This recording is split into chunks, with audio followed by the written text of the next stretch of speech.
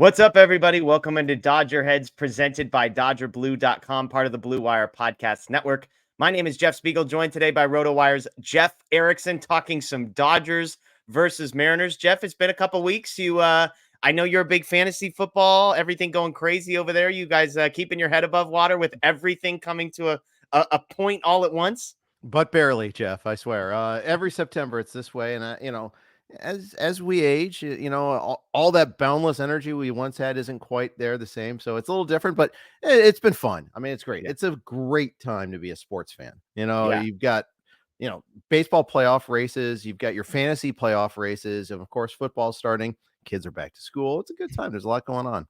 Yeah, absolutely. Absolutely. Well, let's get into this one. Dodgers versus Mariners this weekend in Seattle.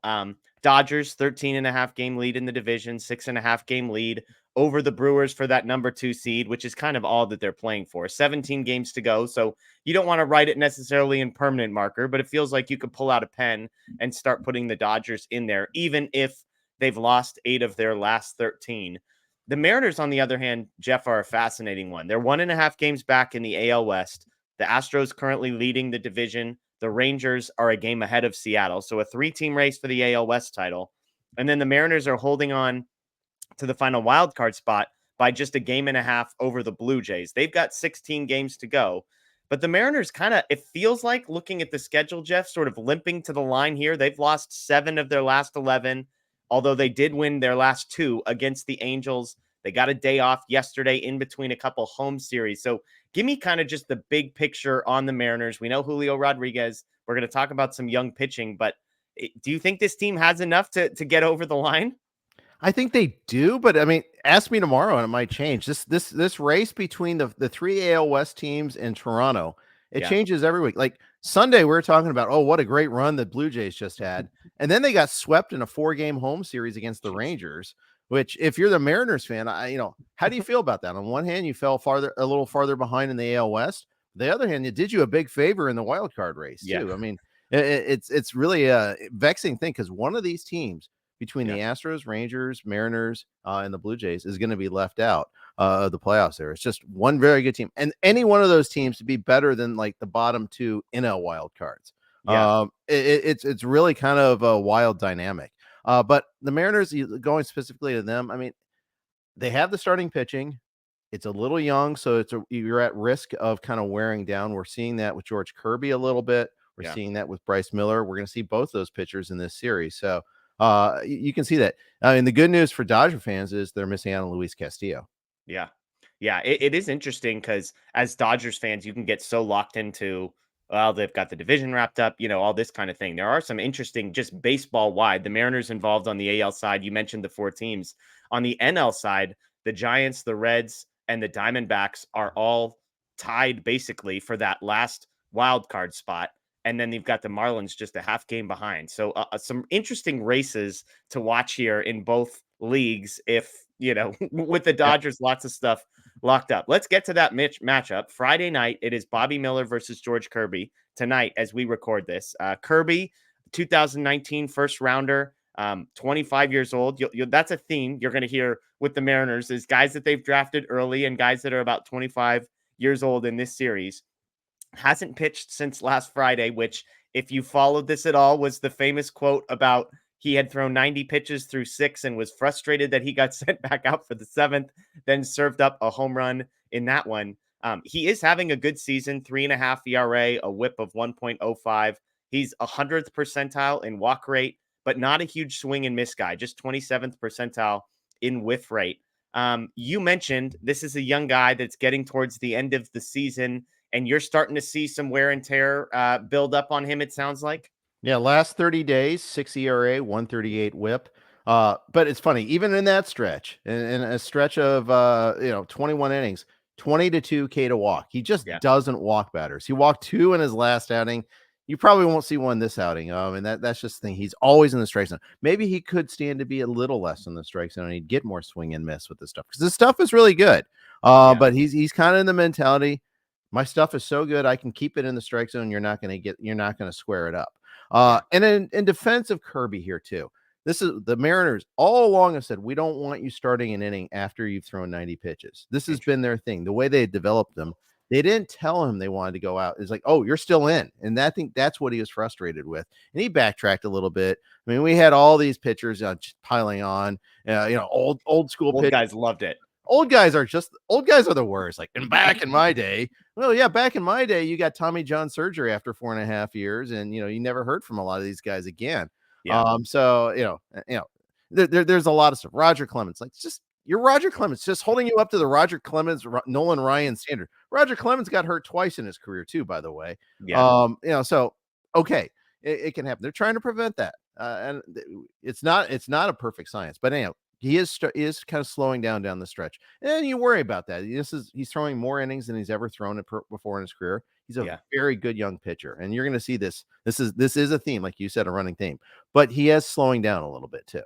Yeah, and it'll be interesting because obviously they're still dealing with pressure. Like these guys are hitting their inning limit, but they also feeling the pressure of being in a race for the division, for the wild card, and being a guy who's in the Northwest. I know sort of the fever that is happening in Seattle with the team that just hasn't had very much success. So when they start to taste it and they see the rotation that looks good and they see Julio and it feels like the stars are lining up. And I mean, heck, even I'm sure there's a little bit of like, if you're going to make a run at Ohtani, you want to be able to say, hey, we made the playoffs last year, or we even won the division last year. So that stuff it has to be wearing on some of these young guys on top of the innings. On the other side for the Dodgers, it's Bobby Miller. And the name of the game with Bobby Miller is not how does the stuff look? How confident is he? It's just inconsistency, I would say. Here's his earned runs by start dating back to the beginning of August. 1-0-1. You're like, hey, great. 3 great starts in a row. 4-4-1-5 since then. So half the time you're getting 0 or 1 run. The other half, it's 4 or 5 runs. And so that's been we know the stuff. We know the prospect pedigree. I'm not at all worried about Bobby Miller sort of long term. I'm almost curious, Jeff, in the short term, where this lands. Like, does this plane start to land as a guy whose ERA is more 4+, or does the plane land as the season goes on in a guy who's putting up 2-something ERA down the stretch? Yeah, I mean, it's a great question, and I think the other interesting thing is he's gone 6 or more in his last 6 outings. I mean, he's being, as opposed to some of the other pitchers we're going to talk about, he keeps getting stretched out a little bit, which is interesting. But his pitch count's never that high either. He's thrown more than 100 pitches twice since like the start of July. So they're not pushing him that hard. He's just been more efficient, which you gotta love seeing that, especially on a team where they're just thirsting for innings. I mean, well, it's true with everybody in baseball, by the way, except for maybe the Mariners, that nobody has enough pitching. Nobody does. And obviously the Urias situation really throws the Dodgers in a state of flux with that. I mean, we were talking before this started about how TBD is our favorite listed starter here for the Dodgers, I feel like, at many, many instances. And, every day the playoff rotation question comes up too. Yep. Yeah. It'll be that is not, and Miller has the benefit that these Mariners guys don't, which is the Dodgers slow played him at the beginning of the year. I mean, I met with Bobby Miller in spring training and got to interview him. And it was like, hey, so what's the plan? And he's like, I feel fine. I'm not pitching, and it was like this awkward interview that he almost had to walk back. It felt like later because he was like, yeah, I'm not really throwing. I'm like, are you healthy? And he's like, yep, feel amazing. He's like, they just made the decision. And there was some frustration on him. And I even think they had to fast track him because of some of the injuries that they dealt with early in the year. But the Dodgers are benefiting from that. Like they have the luxury of, they had their top pitching prospect basically not throw a pitch for the first 2 months of the season because they didn't need him to. And they're still 13 and a half games up in the division. When I look at this one, Jeff, from a betting perspective, I was looking at DraftKings and we were talking about this. The Mariners are minus 105. They're the favorites on DraftKings. The Dodgers at minus 115. But as you look around, it sounds like you can get various line. You can maybe get a little bit of movement there. So if you like the Dodgers or if you like the Mariners, you might be able to get better lines in other places. Is that what you're seeing? Well, it's true. And all the time, always shop around, right? Yeah. I know, we may have relationships with various sports books, but at the same time, you, the better, do not. And it's imperative that you go out and find your best lines, especially, and that also allows you to take advantage of first bet deals, any sort of promotion, because it's hard to beat the game. You need to get every little tool in your toolbox, and that's one of them. One interesting thing. So I mentioned, the Mariners are favorites. Both of these teams have a team total of 3.5 runs. And the Dodgers are minus 135 to go over. The Mariners are only minus 120. So the Mariners have worse odds to win the game and better odds to score 4 runs. I don't fully understand how those dynamics work, but that's an interesting one. Some prop bets to talk about here. Kirby, the strikeout line is 5.5 strikeouts. Under is -110. He's gone under in 3 of his last 6 games. The reason I'm curious on the under is you mentioned he struggled lately, but he also has one of the 27th percentile whiff rate. So he doesn't get a ton of swing and miss, which against a team like the Dodgers, that would be a team where if you have swing and miss stuff, I wouldn't hate doing an over on strikeouts, but -110 to go under if the Dodgers aren't whiffing and if the Dodgers maybe get to him a little bit, that's one to watch. You mentioned the walk rate. You can't really bet that with him. Under 1.5 is the line, but it's -210. That's You crazy. mentioned Just think had, about that for a yeah, second there. That is insane. By the way, so with the strikeout rate, I'd say, is Chris Taylor in the lineup? yeah, If yes, go over. yeah, no kidding. No But kidding. that's all. The walks rate was interesting because he had 2 walks the last time out. You mentioned it. He hadn't walked anybody in more than a month prior to that. He went 5 straight starts with 0 walks. On that one, Bobby Miller, the strikeout line is 6.5. The over is +115. This is where, like, pick a side. The Mariners are the second worst team in baseball when it comes to striking out. They strike out almost 10 times a game. The flip side is Miller had 8 strikeouts last time, had gone under 7, had basically would have hit the under in 9 straight starts dating back to July 5th. So you've got a guy that basically has gone under this number 9 of his last 10 starts, but he went over last time and he's facing the second worst team in strikeouts. So some numbers to look at. If I'm picking a best bet here, I'll throw 2 out. I like the Kirby under 5.5 strikeouts at -110 and the Mariners team total over 3.5. I mentioned Miller's given up 4+ himself in 3 of his last 4 starts. So I know the bullpen will be rested. But they just kind of like stretching him out and eating innings. And so I think they have a plan to get at least 6 innings out of Bobby Miller, kind of Mhm. no matter what. Is there anything else that jumps out to you, or do you like or dislike either of these numbers? No, I tend to like them. I think the other one I just look at is, yeah, I'd look at like a Julio stolen base prop maybe for the Okay. Mariners. It's our all friend when I talk about Dodger props is like Yeah. find the stolen base guy, Yep. bet the over. There you go. There you go. Well, let's move on to Saturday. Saturday, Clayton Kershaw finally takes him out for the Dodgers. Maybe, hopefully, I guess we could say, against Bryce Miller for the Mariners. Let's start with Miller, another 25-year-old, 4 ERA, 1.11 WHIP. Another guy whose best trait is not walking anybody.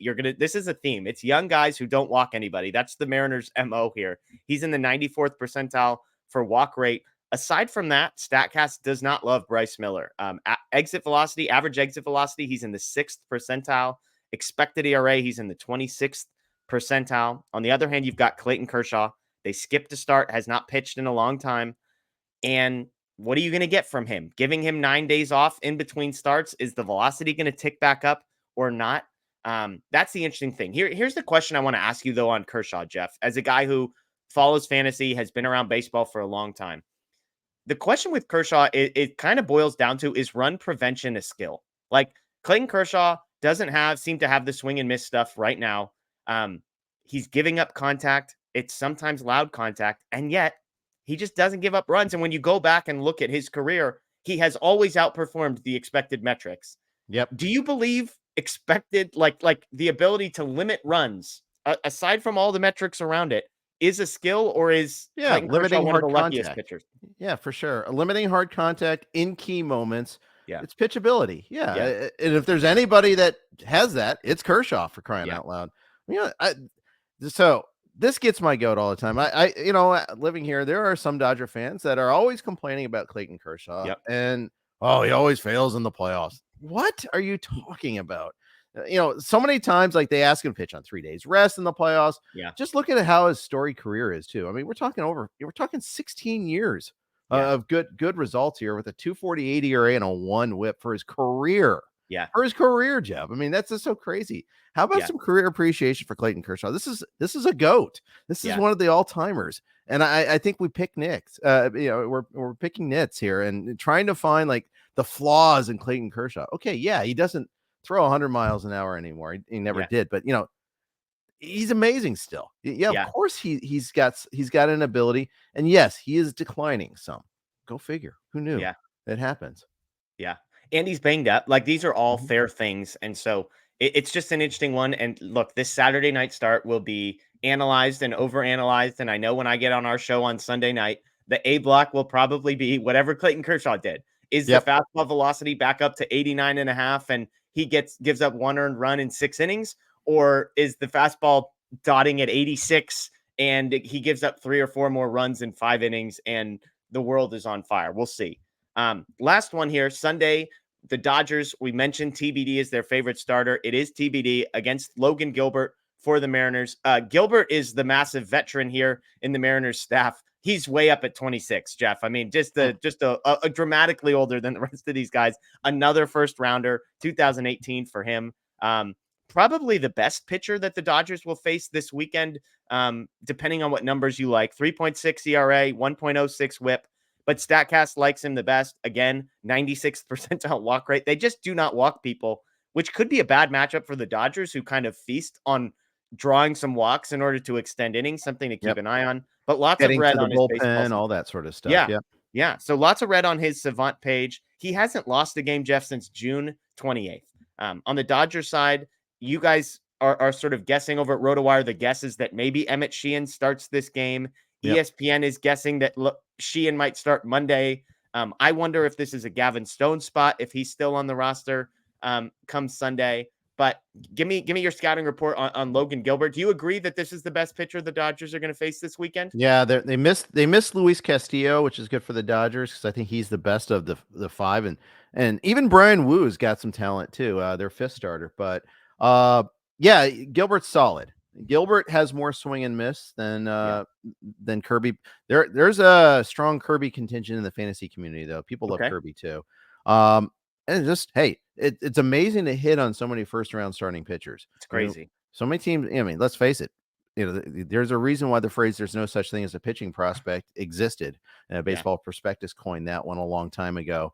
And the fact that they've had this development machine, it's one of those things that's served them very well. And plus I think they've made a handful of good trades too. This is a team that churns their roster quite actively. But notice though, we're spending a lot of time on their pitching. We're not spending a whole lot of time on their hitters.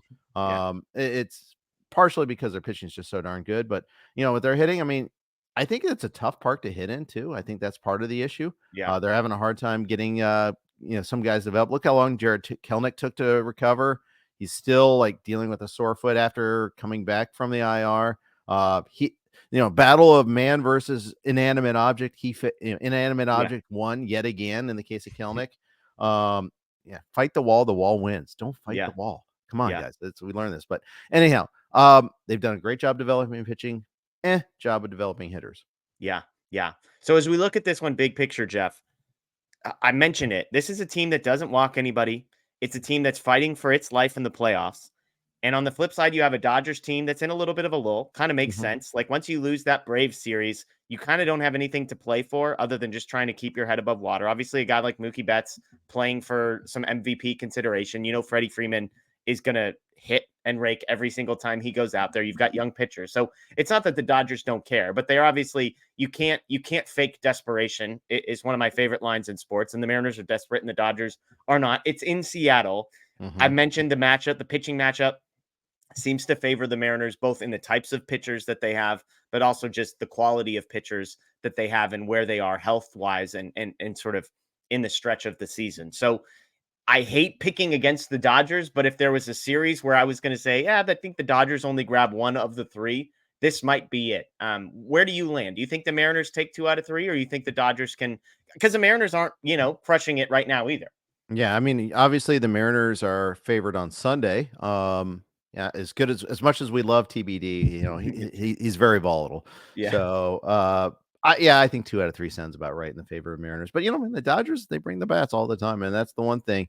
We there's a lot of hand wringing over the Dodgers in their rotation right now, and what that's going to mean in the playoffs. But you still get to bring along that lineup. You still get to bring along Betts, Freeman, Will Smith, and we'll see about some of the other bats what they do. But it's a loaded lineup. Max Muncy's going to do his thing. He's going to walk. He's going to K, and he's going to hit bombs. Yes. But against I feel like the Dodgers have a stronger lineup against righties, so you get to see Yeah. more Hayward and Outman in there as well, which is a good thing. Yeah. So yeah, I think that they're always a threat to sweep a team, just Yeah. even with their pitching. Yep. Yep. I agree with you. Well, Jeff, we appreciate the time as always. I know a busy weekend this weekend with football and fantasy stuff. So tell us what you got going on over at RotoWire. So, we got it's people have their stretch runs in their fantasy leagues and their Yep. playoffs, and we've got you covered for free agents, schedule analysis, a lot of breakdowns of the top prospects as they get the call. We're seeing a lot of teams kind of sneak up their prospects. Just saw Yeah. the Diamondbacks call up Jordan Lawler, for instance, there. So we're all over that as well. And of course, you can check out our site for football too, rotowire.com/pod. That gives you a free peek behind the paywall for a couple of days. No credit cards required, and hopefully you like it and you want to subscribe. Yeah, you got a fantasy football guy that you got a sleeper or somebody you like, especially this week. I know I'm putting you on the spot here. You came on to talk Dodgers Mariners, but is there somebody you like? Yeah, so if Austin Eckler can't play, I really like Joshua Kelly, and I think I like him for the rest of the season as well. It's not a great matchup against the Titans, but I really like the skill set there. So I think he's going to provide something over the course of the season. There you go, Josh Kelly. Well, Jeff, we appreciate it as always, folks. Thanks for joining us here on Dodger Heads presented by DodgerBlue.com. You can subscribe, ring the notification bell on YouTube. If you're a podcast person, check out Dodger Heads on Apple, Spotify, Google, wherever you get that. And of course, DodgerBlue.com for all of your latest Dodgers information. Enjoy the rest of your day, folks. And as always, go Dodgers.